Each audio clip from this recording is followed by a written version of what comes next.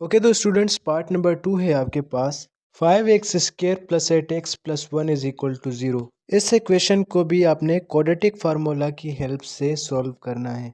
तो इस तरह करने के लिए सबसे पहले आपने इस क्वाड्रेटिक इक्वेशन के कोफिशिएंट्स को अलग अलग कर लेना है, यानी कि पहले x² का कोफिशिएंट, फिर x का, फिर कांस्टेंट का। तो चले इसके कोफिशिएंट्स को अलग अलग करते हैं, जहाँ पे a is equal to 5, b is equal to 8 और c इज इक्वल टू 1। इन तीनों कोफिशिएंट्स को हमने क्वाड्रेटिक फार्मूला में पुट करना है। आपके पास क्वाड्रेटिक फार्मूला है x is equal to minus b plus minus square root b square minus 4ac divided by 2a।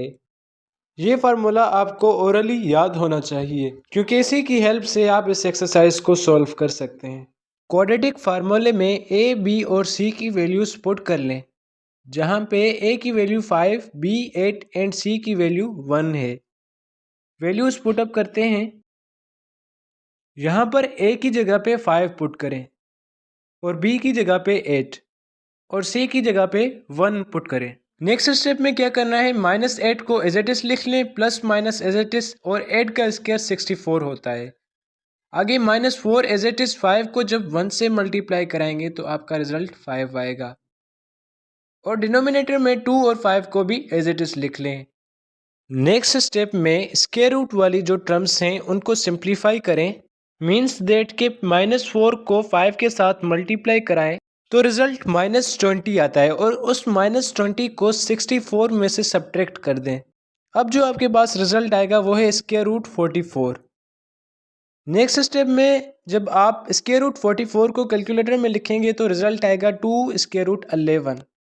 तो जो इक्वेशन आपके पास बन जाएगी वो होगी x is equal to -8 plus minus 2 square root 11 divided by 10। अच्छा, एक और चीज़ मैं आपको सिंप्लीफाई करके दिखाता हूँ कि स्क्वायर रूट 44 2 स्क्वायर रूट 11 के कैसे इक्वल आ गया।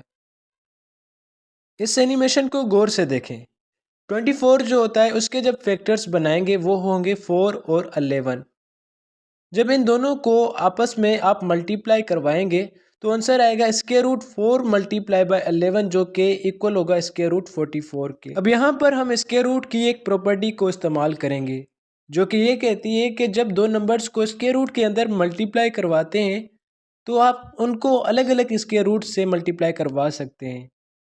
मीन्स दैट स्क्वायर रूट 4 अलग और स्क्वायर रूट 11 अलग। अब जब आप 4 का स्क्वायर रूट लेंगे तो वो 2 के इक्वल आता है। तो यहाँ पर रिजल्ट आ गया 2 स्क्वायर रूट 11। होप कि यहाँ तक आपको समझ आ गया होगा। अब यहाँ पर देखें कि x की दो वैल्यूज़ हैं, एक प्लस वाली वैल्यू और दूसरी माइनस वाली वैल्यू। दोनों वैल्यूज़ को आप अलग अलग करके लिख लें। अब यहाँ पर हमें दो इक्वेशंस मिल गई हैं, एक प्लस की वैल्यू के साथ और दूसरी नेगेटिव साइन के साथ। सबसे पहले प्लस वाली को सॉल्व करते हैं। इस इक्वेशन में -8 और प्लस 2 स्क्वायर रूट 11 में 2 कॉमन आ रहा है। 2 को आप कॉमन ले लें। नेक्स्ट स्टेप में 2 को 10 के साथ कैंसिल कर दें। 2 1 ज़ा 2 और 2 5 ज़ा 10। तो आपके पास जो रिजल्ट आया है वो है -4 plus square root 11 divided by 5।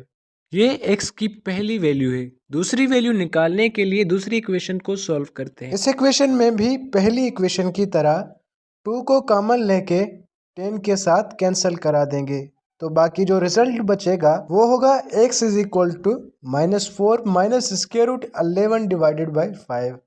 Okay, यहाँ तक आपको समझ आ गई होगी। किसी भी किस्म का डाउट हो तो कमेंट सेक्शन आपके लिए खुला पड़ा है।